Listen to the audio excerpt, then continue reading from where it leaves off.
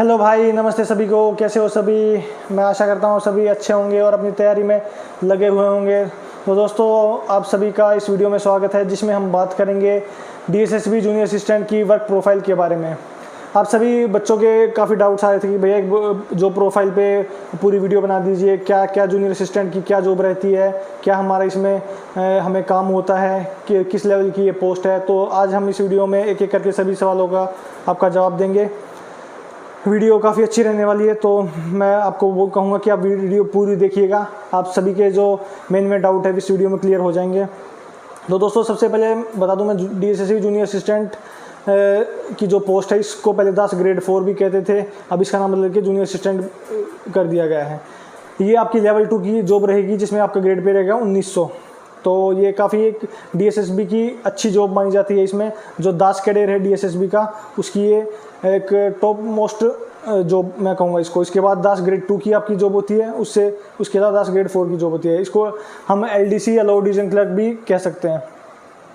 तो इसमें आपका बेसिकली काम जो रहेगा वो क्लरिकल नेचर का ही रहेगा। आपको ऑफिस से रिलेटेड काम करने होंगे। उसमें आपका काम डिपेंड करेगा मेनली कि आप किस ऑफिस में काम कर रहे हैं। आपको ऑफिस में नोटिंग ड्राफ्टिंग करना होगा, लेटर बनाने होंगे, ईमेल्स आपको हैंडल करने होंगे। ये सब आपका मेनली काम रहता है। जैसे कि मेरा फूड एंड सप्लाई डिपार्टमेंट है, तो उसमें फूड एंड सप्लाई में क्या रहता है, आपके 3 लेवल के ऑफिस है। फर्स्ट है हेडक्वार्टर, जो हमारा आईटीओ के पास है विकास भवन में। सेकंड रहेंगे हमारे डिस्ट्रिक्ट ऑफिस, जो हमारे जितने भी दिल्ली के डिस्ट्रिक्ट है सभी, उसमें डिस्ट्रिक्ट में एक ऑफिस रहेगा। एक रहता है फिर सर्कल ऑफिस। तो 3 तरीके के ऑफिस हैं, सभी में आपका काम अलग अलग है। तो काम आपका डिपेंड करेगा मेनली आप किस जगह पे पोस्टेड है। एक हमारा 10 ग्रेड 4 के अंडर आपके काफ़ी सारे डिपार्टमेंट आते हैं। लगभग 70-80 के करीब दिल्ली गवर्नमेंट के डिपार्टमेंट्स हैं। उसमें आपके स्कूल्स भी हैं, हॉस्पिटल्स भी हैं, आपकी डिस्पेंसरीज भी हैं। आप क्या नाम, वुमेन चाइल्ड डेवलपमेंट का डिपार्टमेंट भी है, आपका एनसीसी का डिपार्टमेंट भी है, आपका स्कूल्स हैं जो हमारे दिल्ली गवर्नमेंट के, उसमें भी आप एज ए क्लर्क जा सकते हैं। तो ये आपका डिपेंड करेगा कि आपको डिपार्टमेंट कौन सा मिलता है। ये दोस्तों मैं बात कर रहा हूँ, ये मैं दास कैडेर की बात कर रहा हूँ, जिसमें दास के अंडर जो वैकेंसीज थी आपकी, उसकी बात है। अगर स्पेसिफिक डिपार्टमेंट की जो वैकेंसीज आपको बताई गई हैं, उसमें आपका सिर्फ वही डिपार्टमेंट में आपका सिलेक्शन होगा। लेकिन अगर आपका दास कैडेर में सिलेक्शन होता है तो आपको डिफरेंट डिपार्टमेंट्स में भेजा जा सकता है। और ये थ्रू आउट लाइफ आप चेंज होते रहेंगे आपके। ऐसा नहीं कि आपका फर्स्ट पोस्टिंग जिसमें रहेगी आप उसी में रहोगे, आपके चेंज हो सकते हैं। 4 से 5 साल बाद आपका चेंज हो जाता है। तो आपकी पूरी जॉब में आप 7 से 8 डिपार्टमेंट में कम से कम आप काम कर चुके होंगे। तो मैं कहूँगा ये काफ़ी अच्छी जॉब है। काफ़ी इसमें आपको नए नए एक्सपीरियंस मिलेंगे। आपको अलग अलग डिपार्टमेंट में आप काम करेंगे तो आपके लिंक्स अच्छे बनेंगे, आपको आपकी लोगों से जान पहचान होगी। जो हमारे क्या नाम है, तहसील ऑफिस रहते हैं, उसमें भी 10 ग्रेड 4 वाले ही होते हैं। हमारे उसमें सभी पोस्टेड होते हैं, 10 ग्रेड 4, 3, 2 सभी उसमें पोस्टेड होते हैं। तहसीलदार भी हमारे जो होते हैं वो 10 कैडेर के ही वो लोग होते हैं। नायब तहसीलदार जो होते हैं वो भी हमारे 10 कैडेर के लोग होते हैं। तो मेनली आपको एक पता चल गया है कि आपका मतलब डिफरेंट डिपार्टमेंट्स में आपकी पोस्टिंग हो सकती है एज ए जूनियर असिस्टेंट। तो आपको उसमें काम करना होगा। काम की बात करें तो उसमें आपके कुछ भी काम हो सकते हैं। आपको डायरी भी दे सकते हैं, जिसमें आपको जो भी मेल्स या फिजिकली लेटर्स रिसीव होंगे आप उनको रिसीव करोगे, और जो जाएंगे बाहर उनको आप भेजोगे। तो ये भी काम आपका हो सकता है। आपका ईमेल का भी काम हो सकता है कि आपको ईमेल हैंडल करनी है। ईमेल जो आ रही है उनके प्रिंट्स निकाल के कंसर्न्ड पर्सन को देने हैं। आपका नोटिंग का भी हो सकता है, जैसे आपको एडमिनिस्ट्रेशन सेक्शन दे दिया, उसमें आपको जो भी एडमिनिस्ट्रेशन से रिलेटेड फाइल्स हैं आपकी, आपको वो मूव करनी पड़ेगी। अगर आपको अकाउंट सेक्शन में भेज दिया तो आपको सैलरी बनानी पड़ेगी। अगर आपको केयर टेकिंग में भेज दिया तो आपको रेंट वेंट की फाइलें देखनी पड़ेगी, सफाई वगैरह से रिलेटेड फाइलें देखनी पड़ेगी। मतलब मेन जो है हमारा वो एडमिनिस्ट्रेशन वाला काम रहेगा, मोर और लेस सभी डिपार्टमेंट में। कुछ डिपार्टमेंट में ये काम वेरी कर सकता है, लेकिन जो नोटिंग ड्राफ्टिंग है आपका, जो एडमिनिस्ट्रेशन का जो नॉर्मल वर्क है, वो आपका सभी डिपार्टमेंट में रहेगा। तो ये आपका जो प्रोफाइल के बारे में मुझे लग रहा है आपको थोड़ा अंदाज़ा लगा होगा। दूसरी बात हम करते हैं कि आपकी टाइमिंग क्या रहेंगी। तो टाइमिंग दोस्तों 2 तरीके के ऑफिस है, जिसमें एक तो हमारा जैसे सेक्रेटेरिएट है, जो जैसे सेंट्रल गवर्नमेंट का CSS रहता है, जैसे दिल्ली गवर्नमेंट का दिल्ली सचिवालय है। तो दिल्ली सचिवालय में अगर आप पोस्टेड है तो आपको सैटरडे ऑफ मिलेगा। और बाकी भी आप जो भी डिफरेंट डिपार्टमेंट्स है उसके हेडक्वार्टर में पोस्टेड है आप, तो आपको सेकंड सैटरडे ऑफ मिलेगा। और अगर आपको सेकंड सैटरडे ऑफ मिल रहा है तो आपकी टाइमिंग रहेगी 9:30 से 6 बजे तक की। और अगर आप जिस डिपार्टमेंट में हैं, आप लोअर ऑफिस में हैं, आपको सैटरडे ऑफ नहीं मिल रहा है तो आपको टाइमिंग रहेगा आपकी 10 से लेके 5 बजे तक, लेकिन आपको सैटरडे ऑफ नहीं मिलेगा, सिर्फ सेकंड सैटरडे ऑफ मिलेगा, बाकी संडे आपको ऑफ मिलता ही है। तो टाइमिंग आपकी ये रहेगी। और एक आपका सवाल रहता है काफ़ी कि वर्क प्रेशर, तो भाई मैं कहूँगा इससे कम वर्क प्रेशर वाली जॉब मुझे नहीं लगता कि किसी भी डिपार्टमेंट में हो सकती है। आपका बिल्कुल easy to moderate work pressure रहेगा, कोई आपको ऐसा हैवी वर्क आपको नहीं मिलेगा थ्रू आउट आपके जॉब। आपका नॉर्मल काम रहेगा। हाँ, आपको थोड़ा अलर्ट रहना पड़ेगा, आपको थोड़ा दिमाग लगा के काम करना पड़ेगा। ऐसा नहीं है कि आपको बस जॉब मिल गई है और आप सोच रहे हो कि मैं सैलरी लेता जाऊंगा और कुछ काम करूंगा नहीं, तो ऐसा आजकल कहीं भी नहीं होता है और यहाँ भी ऐसा कुछ होने वाला नहीं है। आपको जो काम दिया जाएगा आपको वो करना होगा। नॉर्मल आपका वर्क रहेगा, कुछ ऐसा प्रेशर वाला वर्क नहीं है जो आपको डिस्टर्ब करेगा। तो ये रही आपकी वर्क प्रेशर की बात।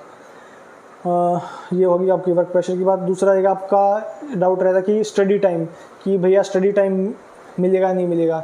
तो भाई ये काफ़ी सब्जेक्टिव सवाल है, ये आपका 2-3 चीज़ों पर डिपेंड करता है। एक तो आपके ऊपर कि आप स्टडी के लिए टाइम निकाल पा रहे हैं या नहीं निकाल पा रहे हैं। कुछ बच्चे होते हैं वो अगर आपके वर्किंग आवर्स ज़्यादा भी हैं, काम ज़्यादा है तो भी समय निकाल लेते हैं।